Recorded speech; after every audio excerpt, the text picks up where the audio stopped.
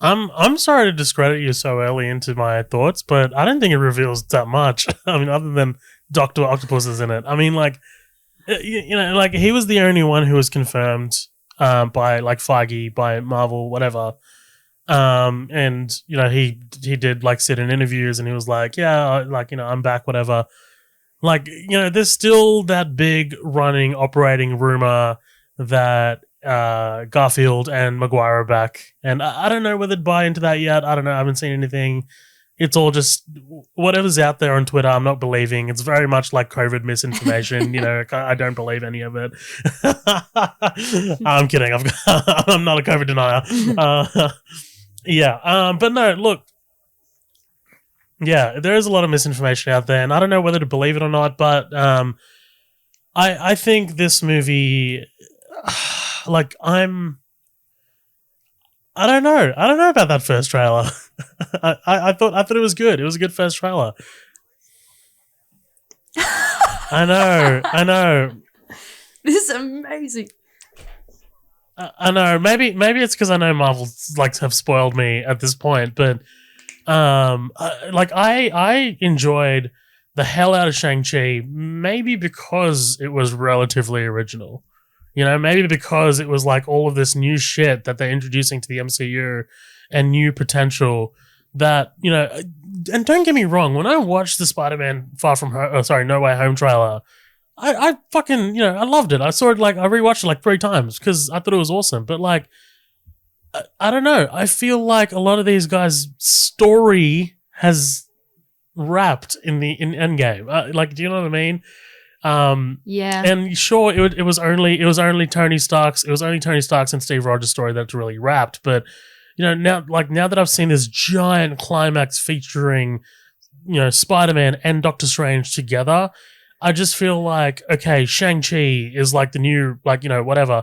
Eternals I'm really excited for because it's new ground, I just, there's this like whole level of like potential with those characters that I'm really excited to see where it goes, especially after the end of Loki with Kang.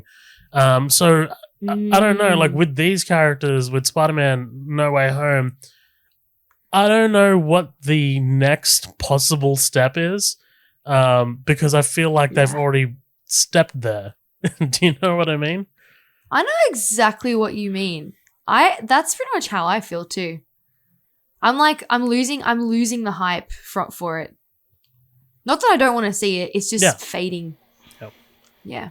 I do think my biggest criticism, besides maybe the over-reliance of the CGI and the suit for the Spider-Man trilogy now, is it's the franchise that relies the most on connecting to the MCU.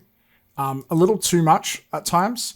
And I have a feeling, and this ties into a little theory of mine, I think it's all because of the Sony deal. Like, Sony really want to leech off Marvel. I consider them a parasite. This is why I'm so anti Venom movies. I feel like they are literally just trying to suck all the attention. They're trying to and so I feel like in their contracts, they're like, Spider-Man must interact with X amount of characters from Marvel.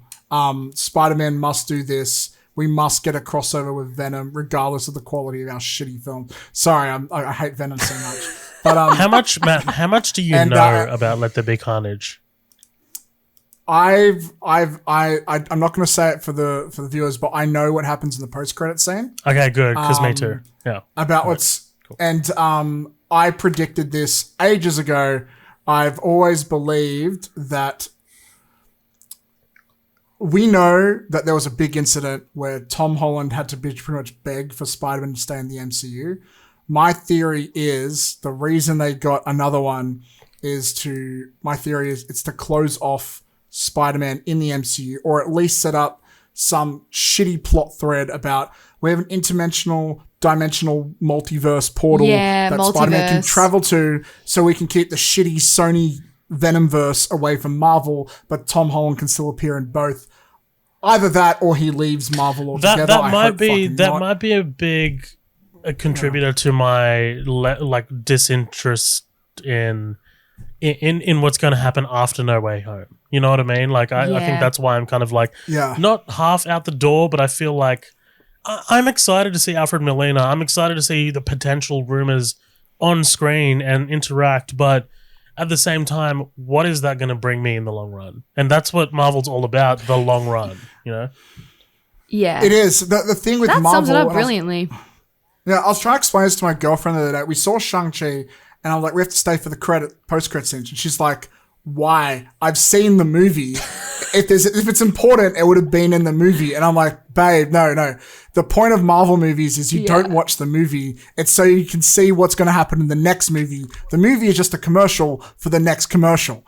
And For the next movie. And like describing that to someone who doesn't feel the hype on the same level is insane. Because I'm like, I know I sound ridiculous, babe, but this is they've spent 20 something movies trying to teaching me this. It's programmed in my brain, and it makes it hard to enjoy the standalone ones sometimes. But that's what it is. And unfortunately, when I'm starting to doubt the future of Spider-Man, it just makes the Spider movies a little less exciting. That being said, though, I'll throw out a new thing here. I do like how, at least in this trailer, I don't know if the movie will be like this, but it does seem to be a bit focused on Peter and his relationship with MJ. That surprised me with this trailer. I thought they would go all spectacle, but it looks like there is some work for character stuff, and that's the stuff that usually makes superhero movies worth remembering, is the stuff that makes you like the character. Look, before we move on, Adrian, do you have any other thoughts or comments? Because I know we hogged this one a bit. No, I think it's absolutely fine. Sorry that you guys hogged it. Sorry, I'm so sorry. It's just so funny. As you started talking, I started to hog it on myself. I'm sorry. The only sentence I was really about to say was, I'm desperately trying to find the next Steve Rogers to follow. Do you know what I mean? Like, I don't. Yeah. There's no. The heart of it. The heart of it's left for me right now. I'll still stick it out. I'll still absolutely buy the tickets. I'll still be amazed whenever the spectacle happens. But the rabbit that they pulled out of the hat with Steve Rogers, for me, like it's I don't know if it's going to happen again.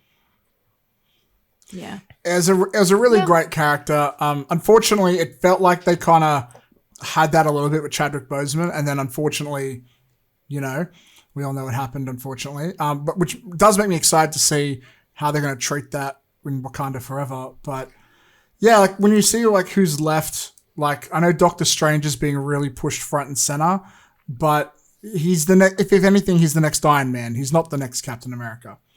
I really love Doctor Strange. Yeah. Same. He really was an unexpected. I remember going to see it because you're invested in Marvel. It's a thing. You're like part of the family. And I walked out with my jaw to the floor. And I was really obsessed. That's still one for me. I will absolutely be front and center for. I don't know, I think maybe just with Spider-Man, it's just the fact that like we've already had back-to-back 3 different trilogies, and I can find great things in all of them. But yeah, I don't know. I'll still see it, but I'm not going to be like, I don't know. I don't really have any expectations at this point. This conversation makes me sad because Spider-Man is my all-time favorite non-fictional character. So like, it sucks that we're talking about it like this. And Tom Holland is good in his role. It's just, he is. He's I hope great. they handle this right. There's a lot of opportunity to fuck this up, but there's a lot of opportunity for fan service too. But nowadays, a lot of movies, they're relying too much on fan service. Maybe the lowered expectations are going to make it fucking incredible for us, and maybe there will be all 3 of them coming back. That'd be pretty cool. I love your At this point, I don't it's really hard to, sorry Matt, this is going to be the last point. I know you want to move on.